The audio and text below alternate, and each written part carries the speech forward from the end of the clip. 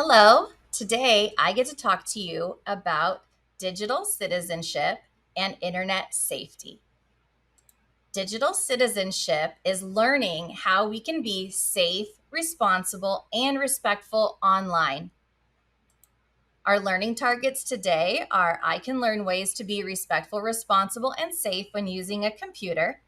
I can learn to identify websites and apps that are just right and not right for me, and what to do if I'm not sure. And I can make a pledge to be a good digital citizen. A digital citizen is someone who uses technology safely and responsibly to learn, create, and participate. Doesn't that sound like exactly what your teacher wants you to do when you're using your computers in class? Of course it is. They want you to use that device to learn, to create, and to participate, but we have to do it safely and responsibly. So, we're going to learn today some strategies that we can use to keep us safe online. We, the digital citizens, with our hands up in the air, pledge to travel safely when we click from here to there. If you want to see the world, you don't always need a plane, a giant yellow school bus, or a noisy train. You just need the internet and something with a screen to see a different country or a pretty ocean scene. If you've ever seen a sloth or a pic of Auntie Sue, just go online and check them out. Remember what to do. Always ask a grown-up before you go online. It's good to set a limit and keep track of your time. That's right. Keep your info private like your name and your address. And always find a grown-up if you're scared or you're stressed. If you want to see the world, you don't always need a plane, a giant yellow school bus, or a noisy train. You just need the internet and something with a screen to play an awesome puzzle game or watch a soccer team. So go online and check them out. Remember what to do, to do, to do, to do. Always pause and think when visiting a site.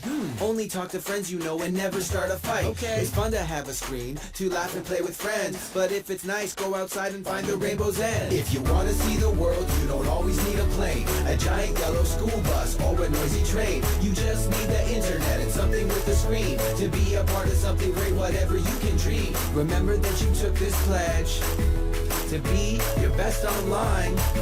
So stick with the Dig Citizens, and together, you will shine. Being a digital citizen means we are being responsible online. So, what does that mean? The first thing that we're going to do is we're going to ask for permission from a grown-up before we go online.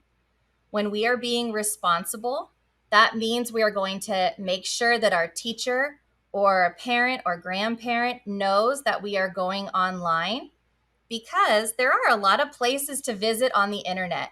And we need to make sure that we're going to places that are just right for you. So letting a grown-up know that you're going to be online will help to make sure that you are safe.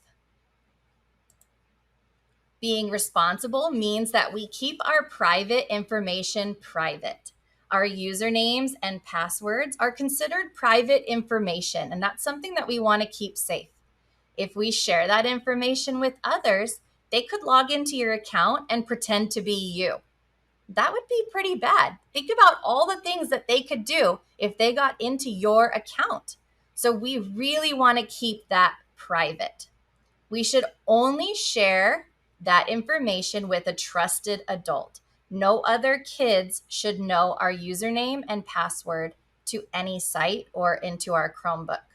Being responsible means to keep yourself safe by only talking to people you know in real life. Just like if you were walking down the street, you wouldn't stop and tell a stranger, "Hey, this is the school that I go to." Or you wouldn't tell a stranger, "Would you like to know my address?"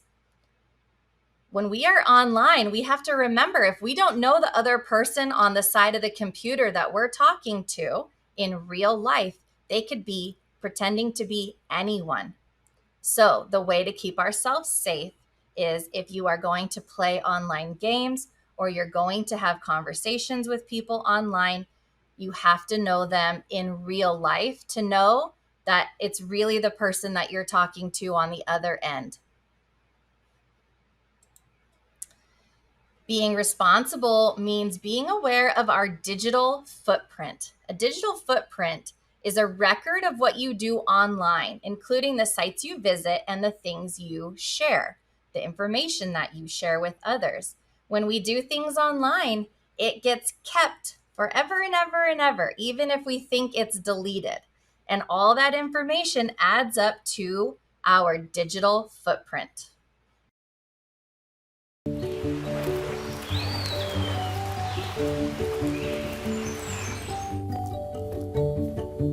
I just don't know where all these prints are coming from. It's a mystery. Whom do they belong to? You know, there's some footprints that you just can't erase.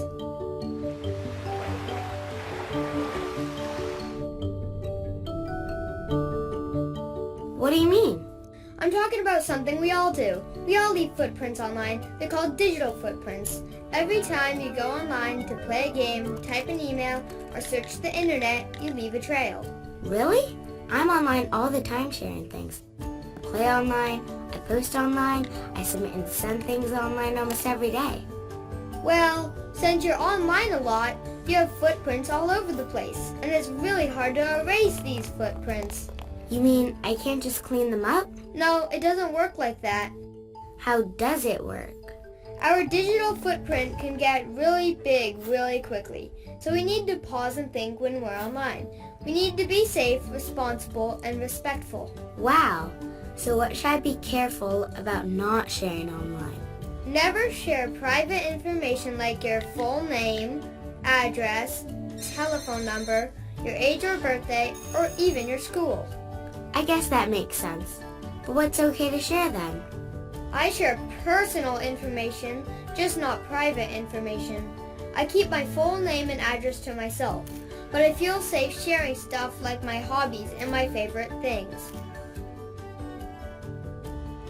Okay, I think I've got this. I may have a big footprint online, but I need to make sure what I'm sharing is safe, responsible, and respectful. You got it. It still doesn't solve the mystery of these muddy footprints, though. Aha! Case closed. Remember to pause and think online. They talked about private information. Private information is information about you that is unique to you. It's special. So being responsible online means keeping private information private. In that video, Feet suggested that we don't share private information. We're not going to share our full name, our address, our phone number, our age or birthday.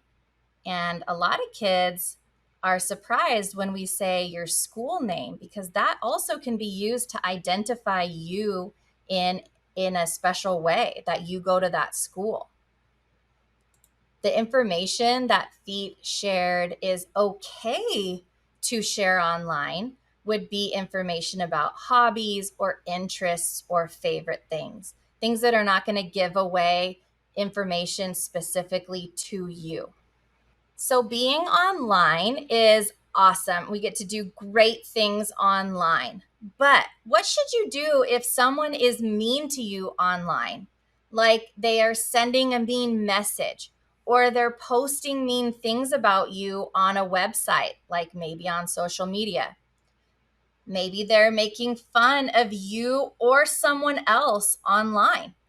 Or you're playing an online game and the other person is being really mean to you. What should you do?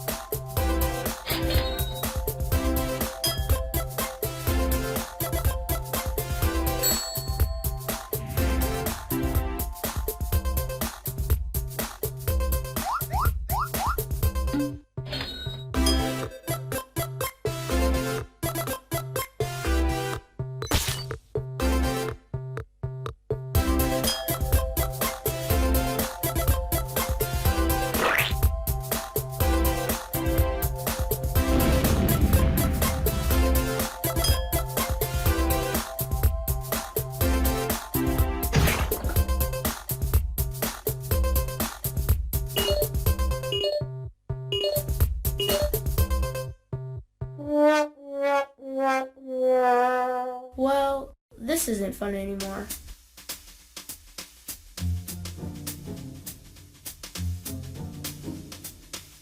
Hey, what's up? Ready to work on our project?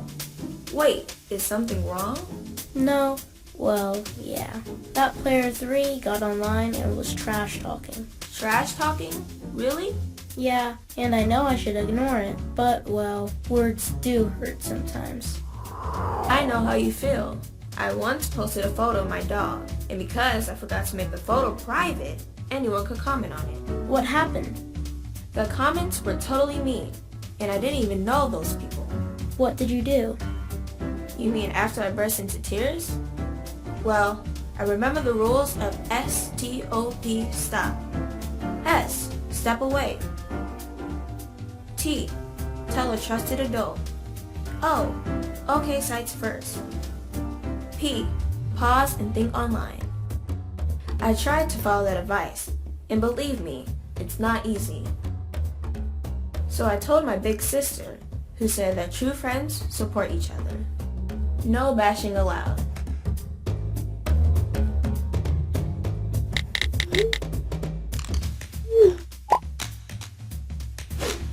Remember, there's always someone else on the other side of that screen. We go online to watch videos, send messages to people we know, play games, do homework. Sometimes people can say mean or scary things. If you ever experience someone being mean online, we're going to remember these steps. We're going to remember to stop. The first thing that we're going to do is we're going to step away from the computer. If mean things are being said or hurtful things are being said on the computer or the phone or the tablet, we're going to step away from it, put it down and walk away. Stop receiving those messages. The next thing that we're going to do is when we walk away, we're going to tell a trusted adult.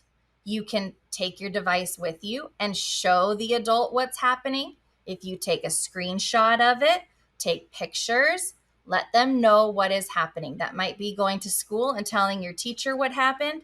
That might be telling a grown-up at home what's happening. But tell a trusted adult what is going on that made you feel uncomfortable. The O in stop is to go to OK sites first. What that means is there are websites for lots of different ages on the computer. There are sites for grown-ups, there are sites for teenagers, there are sites for kids. If we go to sites that are for teenagers or for grown-ups, you may see or hear different things than you would on a kid's site. So if we only stay on those kids' sites, we're going to make sure that we are only interacting with other kids and with information that is appropriate for your age. And then we're going to pause and think before we react to what we're seeing, before we say something mean back to that person, before we do anything else. We're going to pause and think, what is the responsible and respectful thing to do? People, I love you, but what are we doing? We kind of made the internet negative again. It's time to make things brighter. Here's help. This might be the most important video we ever made. It's time to hashtag make it happen. You see, Brett and I have been studying happiness. It's Brad. And yes, we have. I'm happy to report it's not too late, Internet. Things aren't too sad yet. I need you guys to listen up, though, because today we want to share how to make things happier. Graphic. That graphic could be a little bit happier, man. That's more like it. Let's start with the haters. Make it happy? Lesson 1. Internet comments got you down? Here's what we do. Someone posts something sad. We got hashtag make it happy. You think this video's the worst? Well, you know what? Pizza emoticon. No one can argue with pizza emoticon. It's pizza. And for any haters who might be gluten-free, we've created the Gluten-free pizza emoticon. Say what? Hashtag make it happy lesson number 2. Don't just feed the trolls. Other one. Is your friend posting sad stuff online again? Send them some motivation. And this is Kid President riding an eagle. Very motivational. Did your friend post a super sad, lonely selfie? Take that photo and edit them kittens. Hashtag make it happy. With cute kittens come cute responsibilities. Is someone you love posting their opinion with all caps? I have an opinion! Politics! Anger! Help them out by responding to their post. I love capital letters too! Hashtag make it happy. Get it, boy, get it. This brings the conversation back around to things that we both love. That's lesson number 3. There's a lot of things that we can't agree on. They're scientifically proven to make it happen. Fist bump. High five. Bubble wrap. Animals wearing clothes. Cake. Birthday cake. Birthday cake with 13th President of the United States, Millard Fillmore. A bonus lesson in making it happen. Here's the thing. Sometimes life is sad. Sometimes you might find yourself down, like what's in the news, or what somebody said. But if you found yourself in a situation like that, do something crazy. Talk to the people around you. Now you're making it happen. And when you hashtag make it happy, you give everyone around you and across the world a reason to dance. We are going to make a pledge or a promise to do our best to be a good digital citizen.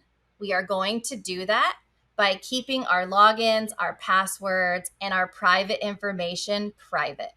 We're not going to be sharing it with anybody else except trusted adults. We're going to do that by only using apps that our teacher allows you to use in class at that time. So if you are on the Wonders website reading from Wonders, that's the only place that you should be. That is the app that your teacher is allowing at that time. We're going to only search for appropriate content, images, and websites. Your teacher might be asking you to do research or to find different things online. And when we're doing that, we're going to stay focused on what our teacher is asking us to do and searching for only appropriate content. If something happens that you see something inappropriate, or you see cyberbullying happening, which is somebody being mean to someone else online, we're going to tell an adult right away. We're going to remember those stop, step away, tell an adult, okay sites first, and to pause and think online. We are going to comment and post appropriately with teacher permission. You might be using Google Classroom or Microsoft Teams or Seesaw or some other way that you get to post and comment on other people's work. And if you get that privilege, we have to remember to do it appropriately. We are only going to give positive and helpful feedback online. If you get to interact with another friend's work, we're going to make sure that it is kind and respectful. We're going to be responsible and treat our devices with respect. And to do that, we are going to only use clean hands when we're using our computers, especially when we come in from recess. And we're always going to carry our device with 2 hands, nice and strong. We're going to keep our food and drinks away from our computers. And we're going to remember that this is a school computer. Even though you get to use it and you get to do all kinds of great things on it, it is still the school's computer. And so we are going to follow school rules and we're going to follow our teachers' classroom rules while we are using our devices. Using our device and going online is really fun, and we get to have a lot of great experiences when we use our devices. But it is important to remember these tips that I gave you to be respectful, responsible, and safe. I hope you enjoy your time on your devices. I hope you remember to be a really good digital citizen, and I hope you have a great school year.